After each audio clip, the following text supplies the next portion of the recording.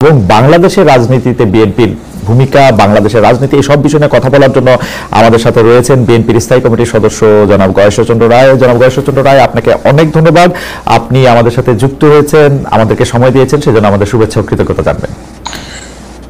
আপনার মাধ্যমে আপনার প্রিয় দর্শক শ্রোতা ভক্তবৃন্দ সবাইকেই আমি আন্তরিকভাবে ধন্যবাদ জানাই। আপনার এই অনুষ্ঠানে আনুষ্ঠানিকভাবে প্রথম আমি আপনার এখানে অংশগ্রহণ করলাম এবং আমি নিজেকে সৌভাগ্যবান মনে করছি যে আপনার মাধ্যমে দেশবাসীকে কোনো কথা বলতে পারবো আপনার প্রশ্নের উত্তরের মধ্য দিয়ে। দাদা, আপনাকে অনেক ধন্যবাদ। আমরা প্রথমেই যে বিষয়টি আপনার কাছে জানতে চাইব যে অনেকেই বলছেন যে 31 দফা ঘোষণার মধ্যে দিয়ে বিএনপির আসলে অনেক ধরনের বদলের বা পরিবর্তনের, নতুন বিএনপির একটা লক্ষণ দেখা যাচ্ছে।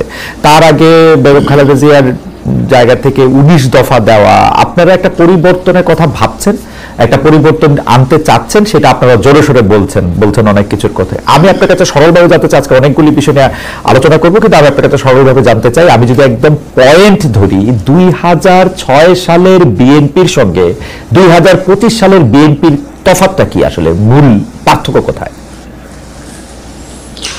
2006 সালের বিএনপি যে নির্বাচন করতে গেল, সেই নির্বাচনটা যে ব্যর্থ হলো, ব্যর্থ হওয়ার কারণগুলি সকলেই অবগত।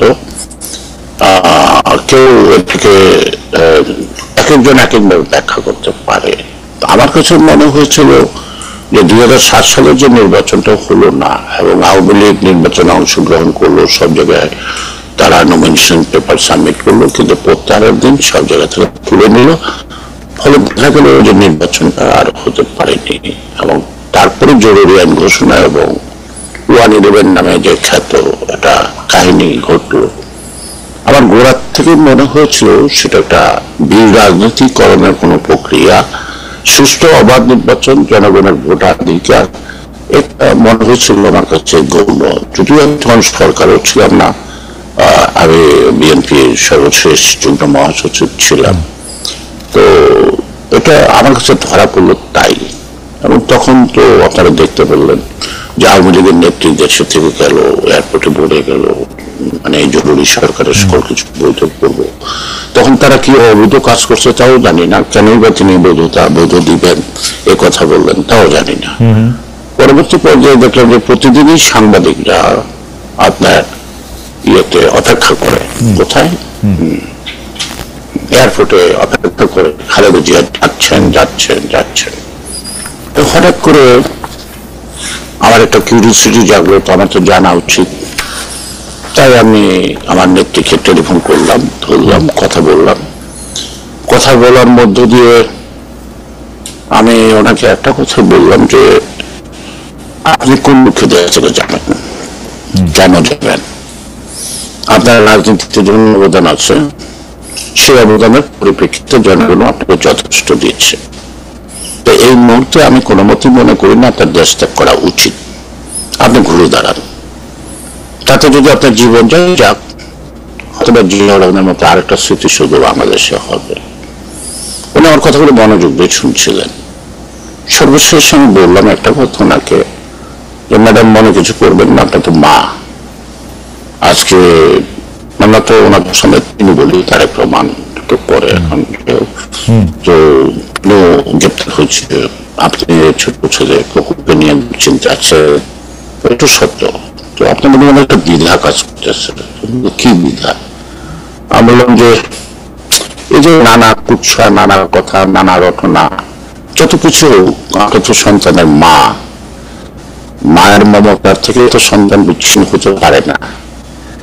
এখন আপনাকে সিদ্ধান্ত নিতে হবে, আপনার যে অর্জিত নেতৃত্ব, আপনি কি নেতৃত্বকে প্রাধান্য দিবেন না মাতৃত্বকে প্রাধান্য দেবেন?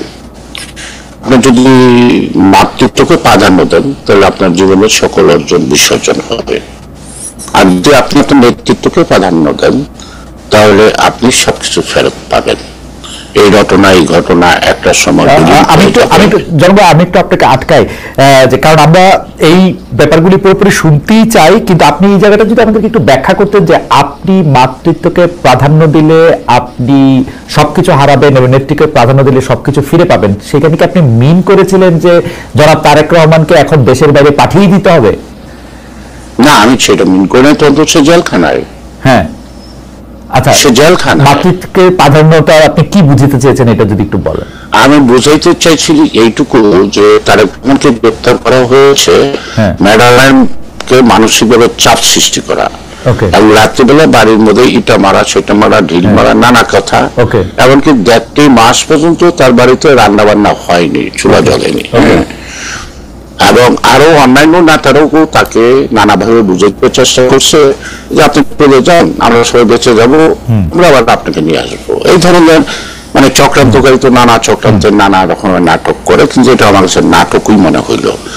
তখন উনি বললো যে আমি আল্লাহর কাছে সন্তান দুটো সুখে দিলাম, তোমরা বা তুমি আমার সাথে আছো কিনা। আমি যে আমি আপনাকে টেলিফোন করেছি, আমি না সবাই আছি আপনার সাথে। এবং সাথে সাথে উনি ওনার থেকে অনুমতি নিয়ে সারা দেশ ওনার সংযোগ স্থাপন, 2 দিনের মধ্যে সারা দেশ উনি সংযোগ স্থাপন করার পরে উনি ঘুরে দাঁড়ালো যে আমার জীবনটাই যায়, আমি দেশ ছাড়বো না, আমি থাকলাম, দেখে আমার কি হয়। ওকে, জনাব গয়েশ্বরচন্দ্র রায়, আমি 2006 থেকে 2025 পর্যন্ত বিএনপি রাজনীতিতে কি পরিবর্তন আসছে সেটা একটু ধাপে ধাপে জানবো। আমি আপনার কথা থেকে নিয়ে যদি আমি এটা বলি যে বেগম খালেদা জিয়া, এটা আমরা কিন্তু আপনি আজকে বলছেন, আমরা কিন্তু এটা প্রমাণও পেয়েছি যে বেগম খালেদা জিয়া কোনোভাবেই আসলে দেশ ছাড়তে চান নাই, অনেক প্রতিকূলতা সত্ত্বেও। কিন্তু আওয়ামী লীগ সরকার ক্ষমতা থেকে চলে যাওয়ার পরও জনাব তারেক রহমান যে দেশে ফিরছেন না, সেইটার ক্ষেত্রে কি আমরা একটা স্পষ্ট পার্থক্য দেখতে পাই বেগম খালেদা জিয়া এবং তারেক রহমানের অবস্থানে? অনেকে বলছেন যে তারেক রহমান ভয় পাচ্ছেন, অনেকে বলছেন যে তারেক রহমান অনেক কিছু আশঙ্কা করছেন, তারেক রহমান দেশে ফিরছেন না। এই ফ্যাক্টটা ধরে যদি আপনি একটু বলেন যে এটা এরকম কেন হচ্ছে, মানে উনি আসতেছেন না কেন? উনি আসবেন, যথা সময় আসবেন। আর এটার অন্তর্নিহিত ঘটনা জানা যায় না, অনুভব করা যায়। সেই অনুভবের বা রিয়েলাইজেশন থেকে আমি বলতে পারি উনি মানে মানে যখন ইলেকশনটা নিশ্চিত হবে তখন তিনি নিশ্চিত করবেন মাতৃভূমিতে, এটা কোনো সন্দেহ থাকার কোনো কারণ নাই। কৌশলগত কারণে হয়তো আমরাই চাই না উনি আসুক, এবং যত ষড়যন্ত্র যদি থাকে, যে আপনি বললেন একটু আগে আনঅফিসিয়ালি যে কথাগুলি, হ্যাঁ, ষড়যন্ত্রের ডালপালা, কোন ধরনের ষড়যন্ত্র, ওই ষড়যন্ত্র, সেই ষড়যন্ত্র, কিছু বোঝা যায়, কিছু বোঝা যায় না, কিছু প্রেডিকশন করা যায়, কিছু প্রেডিকশন করা যায় না। হ্যাঁ, তা আমরা মনে করি যে ওনার আসার পরে আমাদেরকে নতুন করে যেন আরেকটা দুশ্চিন্তার উদ্বেগ মানে ঘটনা না ঘটে, আমরা চাই। ইলেকশন নিশ্চিত হওয়ার কথা বলতেছিলেন, আপনারা কি এখনো ভাবছেন যে ইলেকশনের অনিশ্চয়তা ঠিক কাটে নাই? দেখেন, আমি যদি বলি তাহলে এটা কেমন দেখা। আমি পরশুদিন তো প্রধান উপদেষ্টার সাথে প্রথম দেখা করলাম, শুনলাম, আমি কোনো কথা বলিনি, শুনলাম। এটাকে পত্র পত্রিকাও দেখেছি অনেক কথা। তারপরে আপনার নির্বাচন কমিশনের উঠলাম। আপনাকে কাছে জানতে চাই যে ডক্টর মোহাম্মদ প্রফেসর ইউনূসের আন্তরিকতা নির্বাচনের ব্যাপারে, আর নির্বাচন কমিশনের আন্তরিকতাটা কি একটা নির্বাচন অনুষ্ঠিত করার জন্য যথেষ্ট, না পারিপার্শ্বিক রিলেভেন্ট বিষয়গুলি আছে, তাদের সহযোগিতা দরকার। সে রাজনৈতিক দলই বলেন, অন্যান্য অর্গানিক বলেন, আপনার দেশেই বলেন, বিদেশি বলেন, এই নির্বাচনের পর একটা আফটার এফেক্ট কি রেজাল্ট হইতে পারে, সবাই তো একটা হিসাব নিকাশ করছে, তাই না? আর বিক্রিয় ক্ষমতা আসলে কার কি লাভ হবে, কার কি ক্ষতি হবে, তাই হিসাব নিকাশগুলি করবে না, এটা তো আমার মনে হয় সঠিক না, তারা করে, তাই তো। তো সেই কারণে আমি আশঙ্কা বোধ করছি না। আমি শুধু একটি উদাহরণ দিয়ে বলবো, একটা গর্ভবতী মা যতক্ষণ পর্যন্ত তার সন্তান ভূমিষ্ঠ না হয় ততক্ষণ পর্যন্তই তার মধ্যে একটা আশঙ্কা কাজ করে, দুশ্চিন্তা কাজ করে। ইন্টারেস্টিং। আমি এটা স্যার আপনি কথাটা একটু আমরা পরে দিয়ে আবার একটু শুনবো। আমি শুধু 2006 আর 2025-এর তুলনায় কুইক কতগুলি বিষয় আপনার সামনে তুলতে পারি যে 2006-তে বিএনপির যেগুলি সমালোচনা ছিল সেই থেকে 2025-এর বিএনপি আলাদা কিনা, যেহেতু তারা 31 দফার মধ্যে সংস্কার প্রস্তাব করতেছে, তার আগে 31 দফার আগে 19 দফা দিয়ে তারা অনেক রকম কথা বলছে। আমি একদম প্রথম থেকে বলি যে ক্ষমতার অপব্যবহারের কথা বারবার বলা হয়েছে, বিএনপির ক্ষেত্রে ক্ষমতার একাধিক কেন্দ্রের কথা বলা হয়েছে, সেটার ক্ষেত্রে 2006 এবং 2025-এর মধ্যে পার্থক্য আছে কিনা, অর্থাৎ একজন মানুষের কাছে একক ক্ষমতা। আমরা শুনেছি যে আমরা দেখেছি যে বেগম খালেদা জিয়ার নির্দেশ ছাড়া কোনো কিছু সে সময় হইতো না বলে বারবার অনেকে অনেক কিছু বলেছেন। তারপরে আবার ক্ষমতার কেন্দ্র জনাব তারেক রহমানের নিয়ে অনেক কথা বলছি, সেইটার ক্ষেত্রে কি কোনো 2006 থেকে 2025-এ পরিবর্তন হয়েছে কিনা? এগুলো তো ধরেন অনুমান ভিত্তিক, সেগুলোকে প্রমাণ করা খুব কষ্ট। হাসিনার কথা ছাড়া কিছু চলতো না আমি বলতে পারি। পার্লামেন্টারি সিস্টেম অফ গভর্নমেন্টে প্রাইম মিনিস্টার কি is all in all to take the decision? The parliamentary system is a collective decision, naki. Even the parliamentary system of government, opposition also is a part of the government. So that parliamentary system of government, prime minister, dictator হয়তো সুযোগ নাই, কিন্তু parliament সঠিকভাবে act না করে সেক্ষেত্রে সেটা তো পার্লামেন্টের। ওকে, আমি প্রশ্নটা আরেকটু ইয়ে করি, পার্লামেন্ট সঠিকভাবে অ্যাক্ট করেছে কিনা 2001 থেকে 2006? পার্লামেন্টের সদস্যরা অ্যাক্ট করছে কিনা, আমি তো পার্লামেন্টের সদস্য কখনো হই নাই এবং যাই নাই, দূর থেকে দেখছি।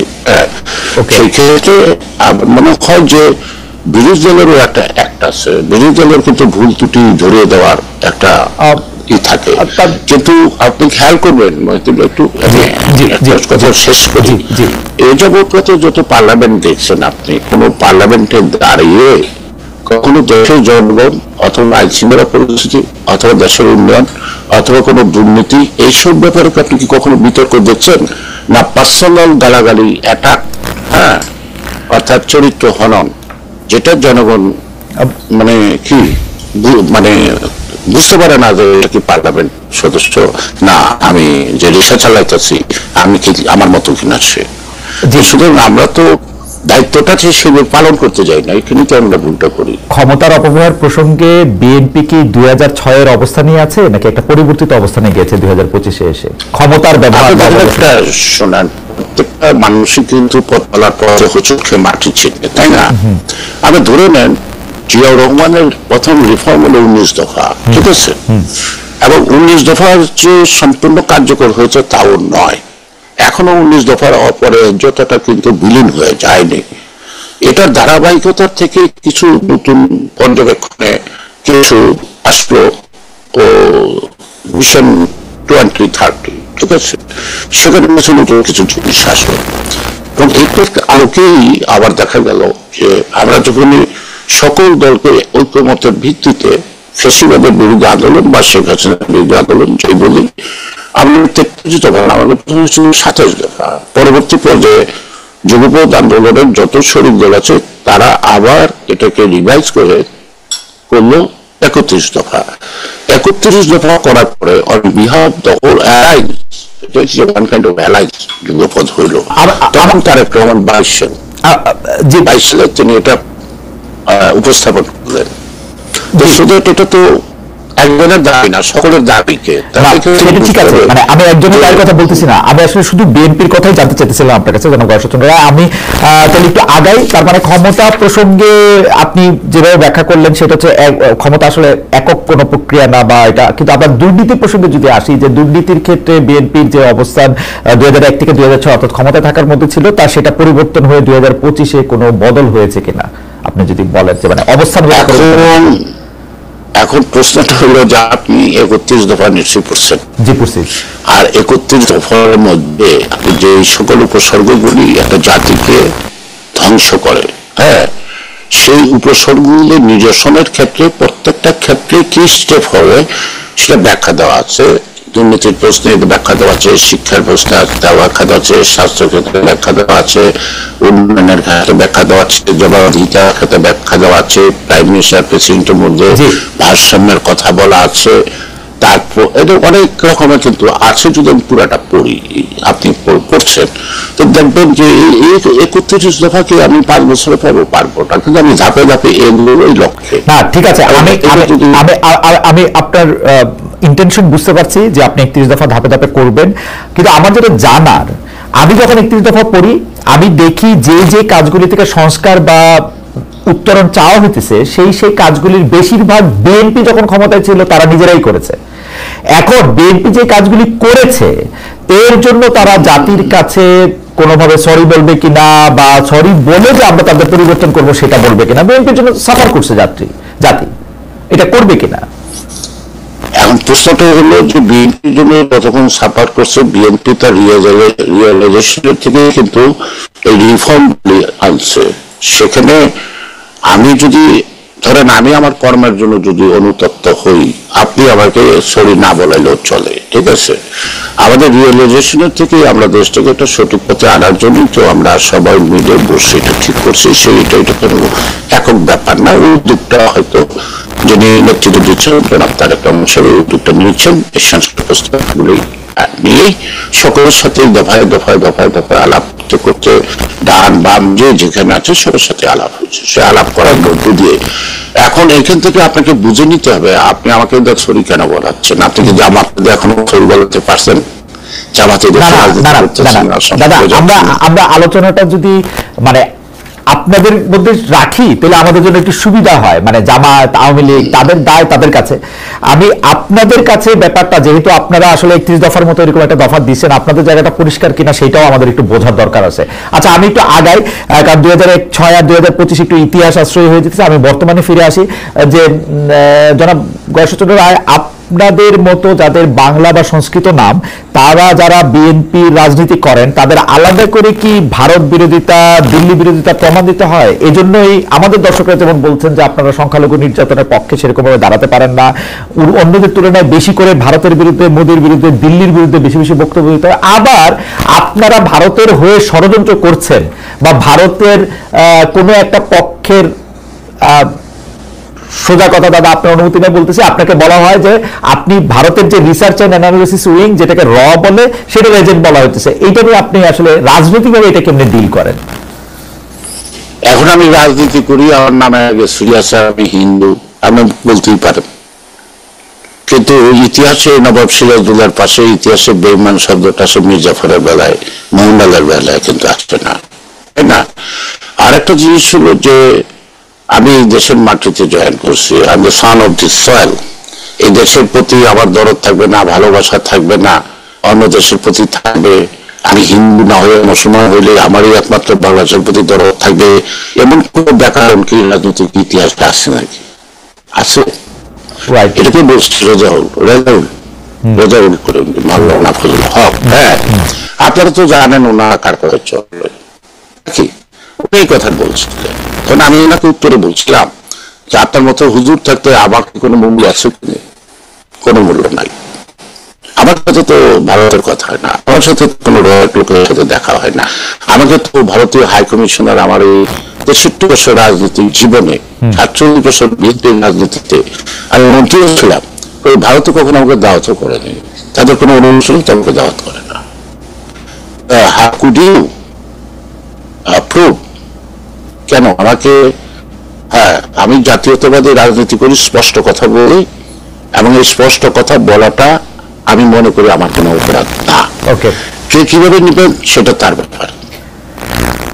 আমরা পরবর্তী প্রসঙ্গে যাই, আমরা আওয়ামী লীগ আমলে দেখেছি যে আপনাকে রক্তাক্ত করে ধরে নিয়ে গিয়ে আবার যেটাকে বলা হতো হচ্ছে ডিবি অফিস, যেটা হারুনের ভাতের হোটেল নামে একটা জনপ্রিয়তা ছিল, যে সেটাকে আপ্যায়ন করে আপনাকে সেই ছবি ছড়িয়ে দিয়ে আপনাকে রাজনৈতিকভাবে হেয় করা হচ্ছে, এই অভিযোগ করা হয়েছিল। সেই তুলনায় পুলিশের কোনো ইতিবাচক পরিবর্তন হয়েছে কিনা? সম্প্রতি আমরা দেখলাম যে জনাব আব্দুল লতিফ সিদ্দিকীকে, অধ্যাপক হাফিজুর রহমান কার্জনকে একটা সভা থেকে ধরে নিয়ে যাওয়া হয়েছে, এবং সাংবাদিক জনাব মঞ্জুরুল আলম পান্নাকে একটা জায়গা থেকে ধরে নিয়ে যাওয়া হয়েছে, যে তাদের বিরুদ্ধে মব বলবো কিনা আমি জানি না, তাদের বিরুদ্ধে একটা তাদেরকে বসিয়ে রেখে স্লোগান দেওয়া হচ্ছে। আপনি জানেন তাদের বিরুদ্ধে হলো তারা আক্রান্ত, তাদের বিরুদ্ধে ষড়যন্ত্রের অভিযোগ এনে তারা এখন কারাগারে।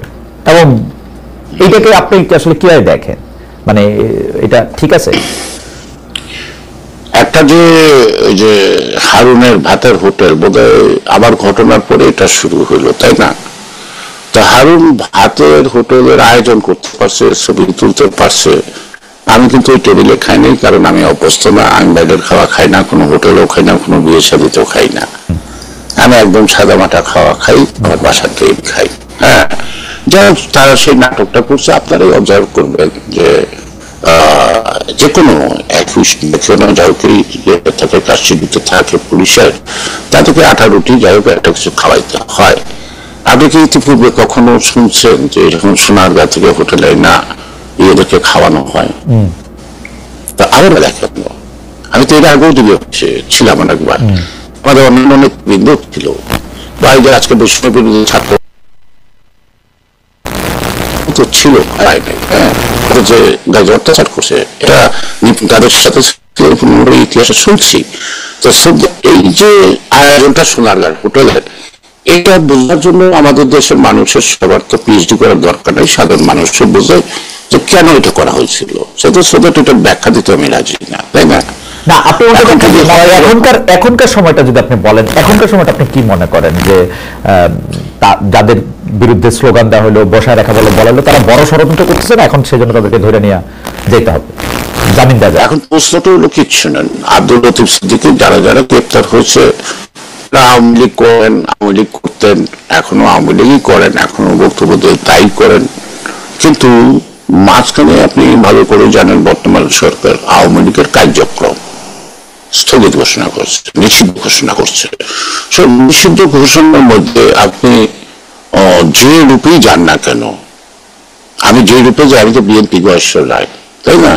সেখানে আমি অন্য পরিচয় যাই, মাইনরিটি পরিচয় যাই, বা কোনো হিন্দু একটা কি ধর্মীয় অনুষ্ঠানে যাই, আমি গয়েশ্বর রায়ের নামটা তো মুছে যায় না, রাইট? তো সেই কারণে এটা সরকার ব্যাখ্যা দিতে পারে না, এটা আমি দিতে পারি না। আর পুলিশের চরিত্রের পরিবর্তন হলে আমি এইটুকু বলবো, তারা নিজেরই আতঙ্কে আছে এখন। তাদেরকে দেখলে আগে যেমন বলেন না, তারা আতঙ্কে থাকতো, পুলিশ নিজেই আতঙ্কে আছে। তারা নিজেরাই মুভ করতে চায় না কোথাও কোন ঘটনাটা মোকাবেলা করতে। পুলিশ নিজে আতঙ্কে আছে। আমি যদি এরপরে বলি যে অন্তর্বর্তী সরকারের ভেতরে সরকার থাকার কথা শোনা যায়, ক্ষমতার ভর কেন্দ্র এখন যমুনা ক্যান্টনমেন্ট। কেউ কেউ বলতেছেন যে বিএনপি আসলে ক্ষমতার কেন্দ্রে। আমরা শুনতে পাচ্ছি যে প্রশাসনের প্যারালাল আপনারা নানা সিদ্ধান্ত দিচ্ছেন। তো সেইরকম সিদ্ধান্ত আপনি কিরকম ভাবে সিদ্ধান্ত দেন সেটা আমি বলি আপনাকে কোট করছি।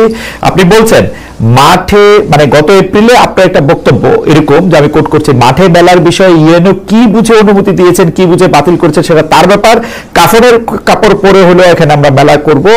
আমাদের প্রশ্ন, আপনারা কি সমান্তরাল ক্ষমতার প্রয়োগ করছেন কিনা? আমরা শুনতে পাচ্ছি মাঠ পর্যায়ে বা তৃণমূল পর্যায়ে সকল ক্ষমতার উৎস, কেন্দ্র, মালিক সব এখন আপনারা। আমি আপনার কথাটার উত্তর যেটাই আপনারা আবার চলে আসবেন, ও কারানীগঞ্জের আলো, এই পত্রিকা ছাপা হয় কি হয় না আমি জানি না। সেই পত্রিকার মধ্যে একটা নিউজ আসলো যে আমি ওই মাঠটা দখল করতে যাচ্ছি, ওই স্টেডিয়ামটা আমি দখল করতে যাচ্ছি। এই আওয়াজটার পরেই আমি সেখানে গেলাম, কারণ এই মাঠে আমি 21 বছর বয়স পর্যন্ত খেলছি। এই মাঠটা অন্যরা দখল করতে পেরেছে, এবং ছাড়াতে অবস্থা আমরা অনেকবার রক্ষার্থ হয়েছি। মাঠটাকে আমরা সঠিক জায়গায় রাখছি। এটার নাম হলো বিটি মাঠ। এই মাঠটা বেড়া তেগুড়িয়া হাই স্কুলের মাঠ। এখানে বিগত সরকারের বিদ্যুৎ প্রতিমন্ত্রী তিনি এটাকে স্টেডিয়াম ঘোষণা দিয়ে সাধারণ মানুষের 6 বিঘা জমি নিচ্ছে, কিন্তু তাদের ক্ষতিপূরণও দেয় নাই, কিছু দেয়নি। আর এই মাঠটার মধ্যে প্রতি বছর পয়লা বৈশাখী ঘুড়ি মেলা হইতো এবং একটা বৈশাখী মেলা হইতো। তো দীর্ঘদিন হয় না, তাই আবার অত্র এলাকার মানুষের অনুরোধে আমি এটা করলাম।